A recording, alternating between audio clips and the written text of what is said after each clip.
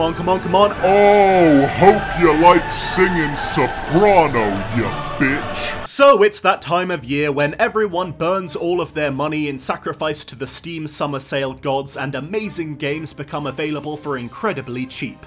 Like Girl Amazon Survival and Kitchen Simulator 2015. So fuck it, everyone's just gonna be playing fucking Honey Pop or Panty Party or whatever other games they can get their perverted hands on, so I might as well go back and review a game from earlier in the year that I missed, Sniper Elite 4. Sniper Elite is a series that I've never really dropped my pants for, as it were. I played the second one when it came out and a tiny bit of the third one. They were both fine games, just nothing I'd start a religion over, you know? And as far as this one goes, I'd say it's definitely better, but it kind of has the same pros and cons that the last two games had, which basically means gameplay good, story about as interesting as a can of dog food. Basically, it's the standard Sniper Elite story. The Nazis are being very naughty boys in some foreign country, this time Italy, so macho American badass Carl Fairburn is sent in there to sort things out one headshot at a time. To be honest, the story is pretty damn generic. The dialogue is about 80% establishing what you have to do for the next mission, 15%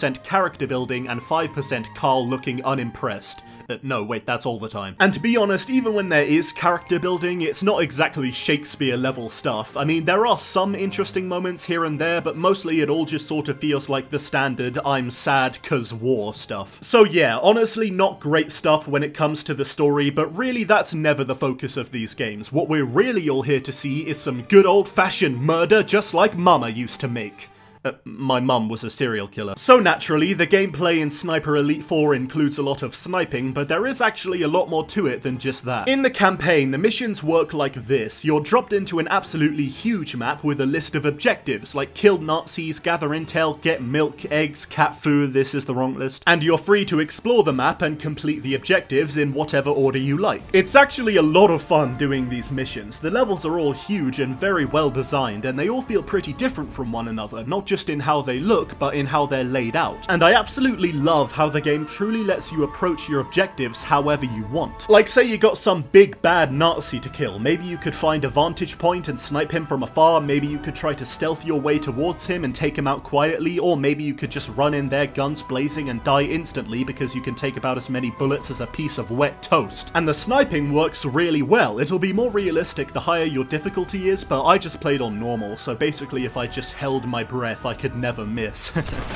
No, I ignore that. But when you do get that sweet headshot, it does feel really rewarding, thanks to the game's trademark slow-mo skeleton vision. I know that there are people who think it's just a gimmick and it doesn't actually add anything to the game, but how about you pull the stick out of your ass and learn to have some fun for once in your life? I think this shit is awesome. Despite what I said before about the normal difficulty, it can actually be quite hard to get a proper shot sometimes, and this is a cool and very gory way of rewarding you. And I don't care even if it is a gimmick, it's still really satisfying.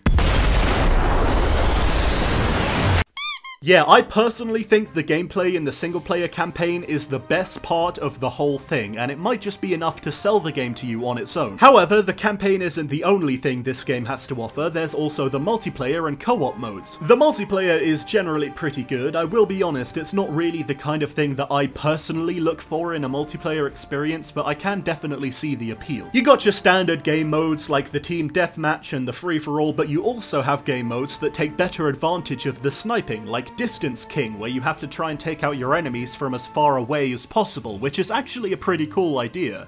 If only I could, you know, not suck. And in the co-op mode, you basically just go through certain missions from the campaign with another person. I'm sure this is a lot of fun if you have a friend with you and you can coordinate sick maneuvers and whatnot, but if you're just with some random, you kinda just feel confused and lonely. As usual. So in conclusion, I'd say Sniper Elite 4 is a fun game with deep tactical gameplay, not much of a story, but who gives a fuck about the story in a game like this anyway? To be honest, the main selling point for me was the single-player campaign. It really is fun and rewarding, and I think it's worth checking out the game just for that, especially since you can get it for pretty cheap right now. So yeah, Sniper Elite 4, one of the only World War II games ever made. Oh, it's funny because there's a fucking million of them.